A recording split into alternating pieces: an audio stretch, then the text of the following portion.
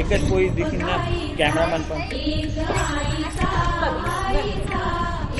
मराठी का तुम्ही पडी जास्त का करू बायका पडी राहिली